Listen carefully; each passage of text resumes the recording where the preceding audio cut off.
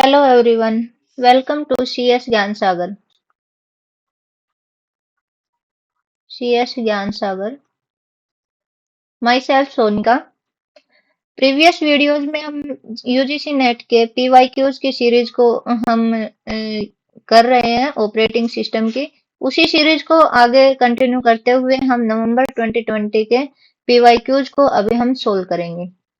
Suppose you have a Linux file system. मान लो आपके पास एक लाइनेक्स फाइल सिस्टम है where the block size is 2K bytes. Block size है आपका ब्लॉक साइज है 2K bytes.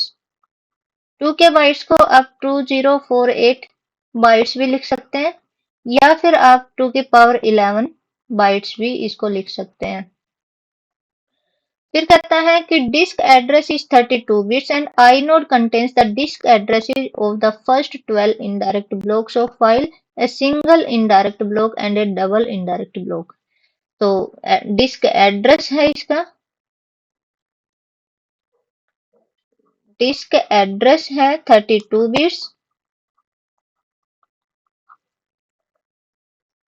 Disc address of the first 12 direct blocks, मतलब डायरेक्ट एड्रेस इसने दे रखा है, डायरेक्ट एड्रेस है इसका 12। A single indirect block, single indirect block आपका 1 है और डबल इनडायरेक्ट ब्लॉक भी आपका 1 है। ये चीज आपकी गिवन है, तो आपको निकालना है what is the largest file that can be represented by an inode। ये इनका यूज करते हुए आपको लार्जेस्ट फाइल निकालनी है, साइज निकालना है, आपको अप्रोक्सीमेट साइज निकालना है। तो सबसे पहले हम क्या निकालते हैं, हम निकालते हैं मैक्सिमम फाइल साइज। हमें का एक फॉर्मूला होता है, हमें मैक्सिमम फाइल साइज ही निकालना है, मैक्सिमम फाइल साइज निकालना है। और इसका एक फॉर्मूला होता है मैक्सिमम फाइल साइज। ये इक्वल्स टू होता है आपका maximum number of block multiply में size of each block. Maximum number of blocks, number of blocks multiply में size of each block, size of each block. इसको solve करने से पहले आप साइज निकालेंगे ईच ब्लॉक का और मैक्सिमम नंबर ऑफ ब्लॉक्स कितने हैं पहले आपको वो निकालना पड़ेगा। उसके लिए आपको क्या करना है, नंबर ऑफ एड्रेसेस पर ब्लॉक निकालेंगे एक बार तो, और नंबर ऑफ ब्लॉक्स कितने हैं हम वो निकालेंगे। तो number of maximum number of blocks, number of blocks कितने हैं आपके वो निकालेंगे। और आप निकालेंगे नंबर ऑफ एड्रेस ऑफ पर ब्लॉक, नंबर ऑफ एड्रेस पर ब्लॉक। आप ये दो चीज निकालेंगे पहले। तो सबसे पहले हम निकालते हैं नंबर ऑफ एड्रेसेस पर ब्लॉक। इसको थोड़ा साफ कर लेते हैं, स्पेस मिल जाएगा हमें।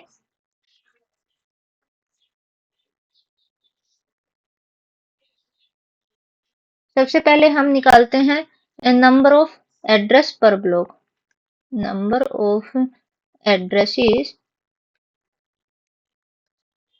पर ब्लॉक।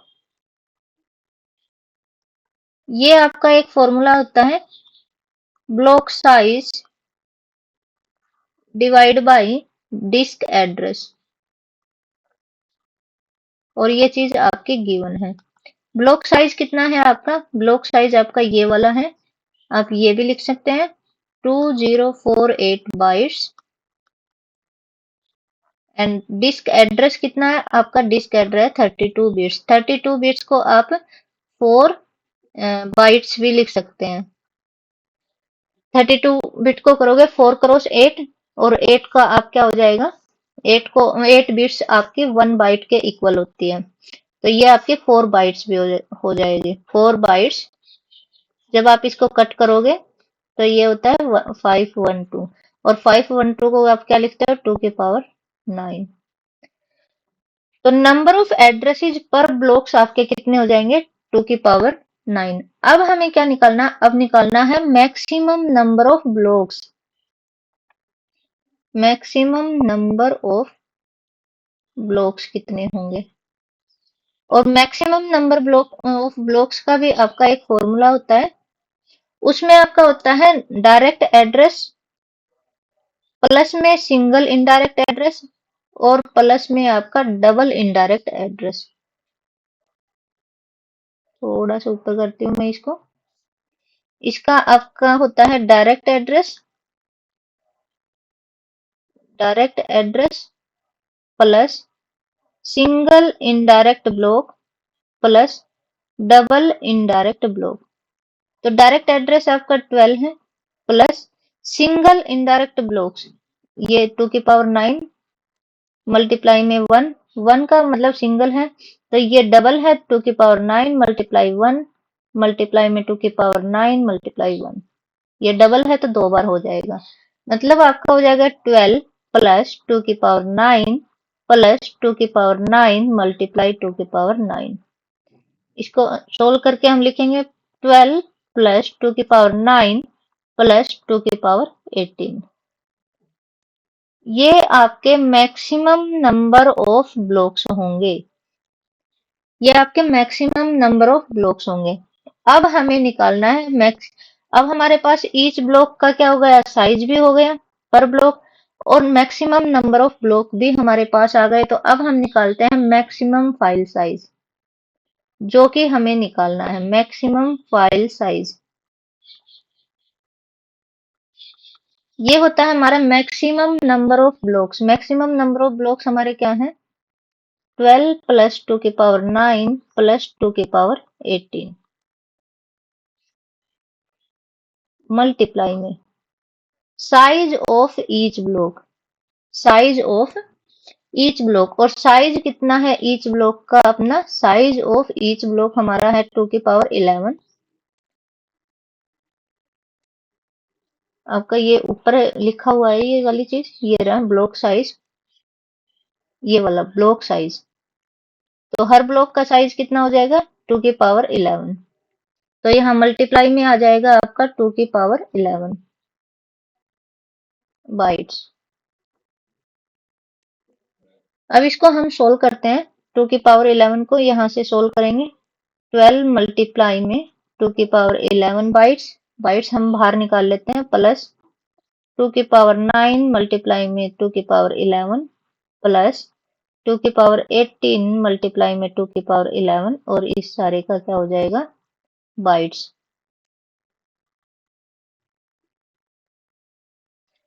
ये आपका 12 मल्टीप्लाई में 2 की पावर 11 प्लस 2 की पावर 20 प्लस 2 की पावर 29 बाइट्स। ये आपका नेग्लेक्ट हो जाता है। आपको क्या करना है? मैक्सिमम अप्रोक्सीमेट निकालना है। इसमें बोला गया है ना अप्रोक्सीमेट निकालना है। ये रहा अप्रोक्सीमेट। तो आपको अप्रोक्सीमेट साइज निकालना है। तो ये बहुत ही स्मॉल वैल्यू होती है, हम इसको निग्लेक्ट भी कर देते हैं। इस वाली वैल्यू को हम निग्लेक्ट कर देते हैं तो आपको क्या बचता है? 2 की पावर 20 प्लस 2 की पावर 29। अब इसमें से ये है बाइट्स। बाइट्स इसमें से 2 की पावर 20 हम कॉमन लेते हैं, 1 प्लस 2 की पावर 9 बाइट्स तो बचेगा ये। और ये अप्रोक्सीमेट आपका क्या हो जाएगा? 2 की पावर 20 बाइट्स। और ये आपका अप्रोक्सीमेट होता है 513 bytes, MB, M bytes, mega bytes जो होता है। ये आपका आंसर हो जाएगा। इसको जब 2 की पावर 20 को हम सोल्व करेंगे तो ये आपका आंसर आता है। आपका आंसर क्या हो जाएगा? ये वाला आंसर, सेकंड आपका आंसर हो जाएगा। ओके, अब आते हैं हम नेक्स्ट क्वेश्चन पे। Which of the following cloud concept पूछा है, क्लाउड कॉन्सेप्ट के बारे में पूछा है, और are related to pooling and sharing of resources. पूछा गया है क्लाइड कॉन्सेप्ट के बारे में कि pooling and sharing of resources, आप इसको क्या बोलोगे? हम इसको वर्चुअलाइजेशन बोलते हैं। तो आपका आंसर ये वाला हो जाएगा। नेक्स्ट क्वेश्चन पे चलते हैं। Assume that the system call fork never fails. Consider the following C program: P1 and P2 executed on Unix Linux system. आपको इनको फोर्क को एग्जीक्यूट करना है और बताना है कि कौन सा कितनी बार एग्जीक्यूट करेगा। तो P1 देखते हैं पहली बार। पहले हम P1 देखते हैं, फिर हम P2 पे करते हैं। P1 में करेंगे। फोर्क होता है आपका, फोर्क फोर्क होता है क्रिएट करना, create a process, create a child process. जब आप फोर्क को एग्जीक्यूट करते हैं तो एक आपकी पेरेंट प्रोसेस बनती है, एक चाइल्ड प्रोसेस बनती है। तो जब आप इस वाले को पहले P1 को एग्जीक्यूट करते हैं, हम थोड़ा नीचे करते हैं, स्पेस नहीं है यहाँ पर, यहाँ कर लेते हैं। P1 को करते हैं हम, तो फोर्क पहले इस वाले फोर्क को एग्जीक्यूट किया, तो इस वाले ने क्या किया, पेरेंट 1 एंड चाइल्ड 1, दो प्रोसेस क्रिएट किया। फिर जब इस वाले फोर्क को एग्जीक्यूट करते हैं हम, इसको एग्जीक्यूट करेंगे तो इसने भी पेरेंट 2 और चाइल्ड 2, इसमें भी फिर पेरेंट 2 और चाइल्ड क्रिएट किया इसने।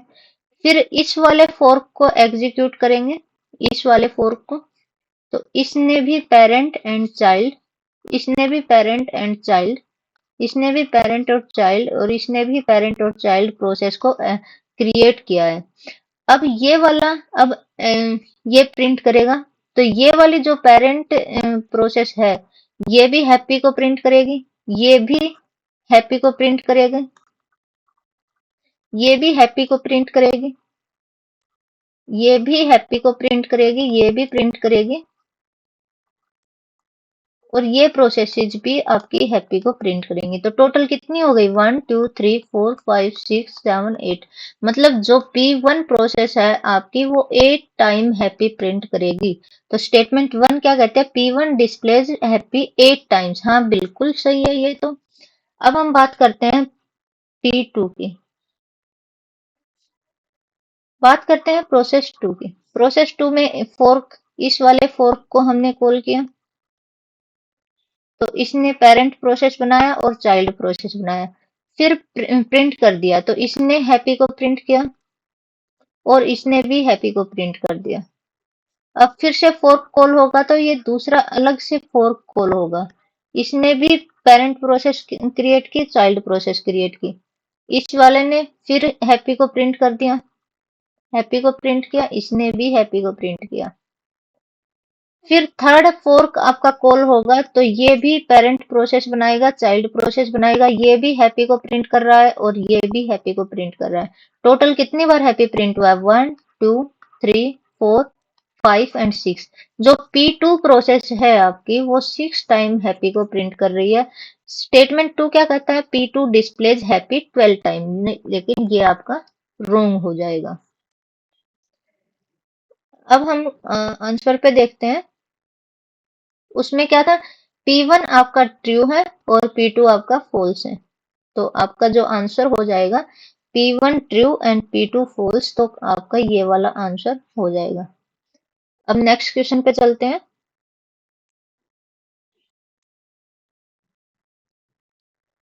Consider a hypothetical machine with 3 pages of physical memory, 5 pages of virtual memory, A, B, C, D, A, B, E, A, B, C, D, E, B, A, P.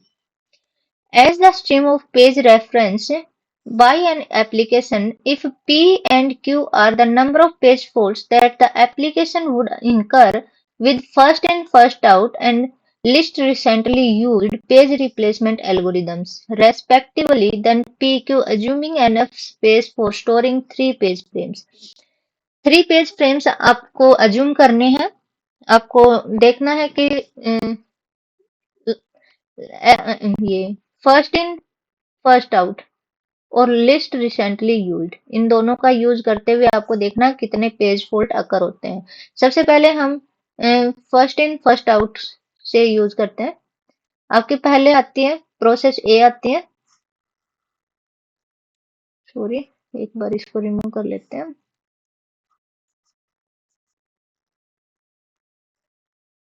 Okay, इसको करते हैं हम। ए आया, आपका कोई ए नाम का पेज नहीं है तो ये पेज फॉल्ट अकर होगा।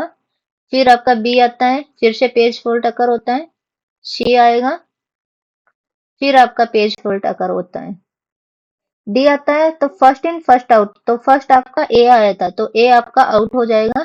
बी सी, अब ए नहीं है इधर तो आपका डी यहाँ ये वाला आउट हो जाएगा। D A B, E A B, लेकिन यहाँ ई ए आपका मिल गया है तो ये पेज हिट हो जाएगा।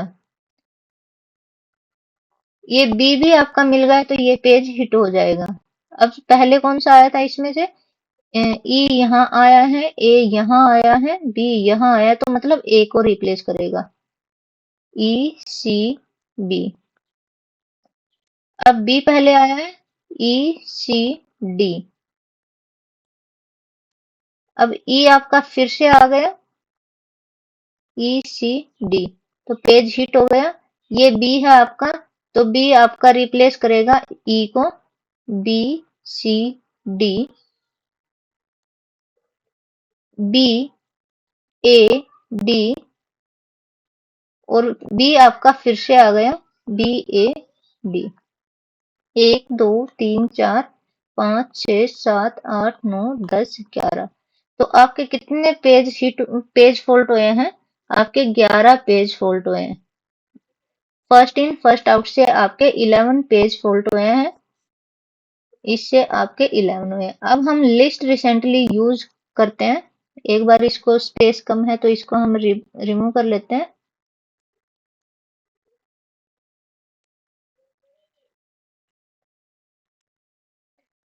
थोड़ा सा रिमूव कर लेते हैं इसको ताकि दूसरा क्वेश्चन सोल्व करने में इजी हो जाए। चलो, अब हम करते हैं लिस्ट रिसेंटली यूज से।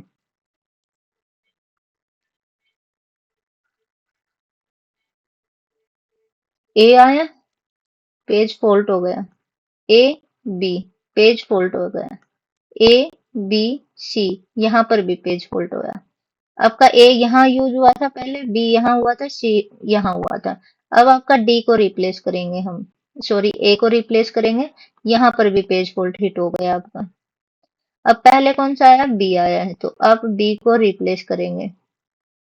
यहाँ पर भी आपका पेज फॉल्ट अकर हुआ है। D B, D A B, तो यहाँ पर भी आपका पेज फॉल्ट हो गया। ई ए बी, आपका पेज फॉल्ट हो गया। अब आपका ई ए फिर से आ गया आपका यहाँ पर। बी, ये पेज हिट हो गया। ई ए बी आपका फिर से यहाँ आ गया तो पेज हिट हो गया। अब आपका यहाँ ई को रिप्लेस करेगा सी।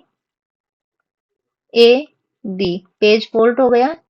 सी डी बी, पेज फॉल्ट हो गया। C D E, page fault हो गया। अब बी को करेगा ये, B D E, page fault कर हो गया आपका। फिर आपका B A E, page fault हो गया और आपका बी फिर से आ गया तो ये पेज हिट हो जाएगा। तो 1 2 3 4 5 6 7 8 9 10 11 12, मतलब लिस्ट रिसेंटली यूज से आप करोगे तो पेज फॉल्ट आपके 12 हो जाएंगे। तो पी क्यू आपका हो गया 11 और 12। तो आपका आंसर ये वाला हो जाएगा। अब चलते हैं नेक्स्ट क्वेश्चन पे। Consider a disk having 60 cylinders. Disk requests are received by, ये डिस्क शेड्यूलिंग का क्वेश्चन दिया गया है ये। Disk drive for cylinders 10, 22, 22, 46 and 38 in that order, assuming the disk head is currently at cylinder 20. What is the time taken to satisfy all requests if it takes 2 ms to move from one cylinder to adjacent one? And shortest 6 time first algorithm is used. Okay. तो इस type के questions जो होते हैं उसमें सबसे पहले हम इसको असेंडिंग ऑर्डर में लगाते हैं। तो ये आ गया 2, 6, 10,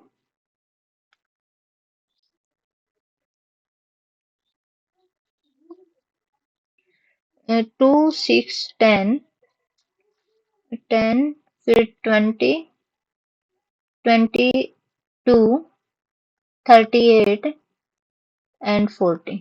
ओके। करंटली जो सिलेंडर है आपका हेड जो है वो 20 पे है। आपको यूज करना है शॉर्टेस्ट सीक टाइम फर्स्ट। मतलब इस हेड के पास जो आपकी शॉर्टेस्ट डिस्टेंस पे है उसको पहले करना है। तो इस इन दोनों के बीच में 2 डिफरेंस है, इन दोनों में 10 का डिफरेंस है, तो पहले हेड यहाँ जाएगा। फिर उसके बाद इन दोनों के बीच में देखेगा और इन दोनों के बीच में देखेगा। इनमें 12 का है और इन दोनों में आपका इस इसमें है आपका 16 का। ओके, 16 का है इनके बीच में, तो ये यहाँ से यहाँ तक जाएगा। इनके बीच में 12 का डिफरेंस है। फिर यहाँ से यहाँ तक 4, यहाँ से यहाँ तक 4, फिर यहाँ से यहाँ तक जाएगा। तो ये आपका डिफरेंस है 38 का। अब टोटल डिफरेंस हो जाएगा आपका ये 2 है, 12, 2 प्लस 12 प्लस 4 प्लस 4 प्लस 38, ये आपका हो जाएगा 12, 14, 14 और 18, 22, 22 और प्लस 60। इसने बोला है कि satisfy all request it takes 2 milliseconds to move from one cylinder to another. जो एडजेसेंट सिलेंडर है एक सिलेंडर से दूसरे में जाने में 2 मिली सेकेंड्स का टाइम लेता है। तो टोटल टाइम 2 से इसे मल्टीप्लाई करेंगे तो 120 मिली सेकेंड्स ये आपका टाइम लेगा। तो अभी हम ऑप्शन देखते हैं। तो ऑप्शन नंबर 3 जो है आपका ये आंसर हो जाएगा।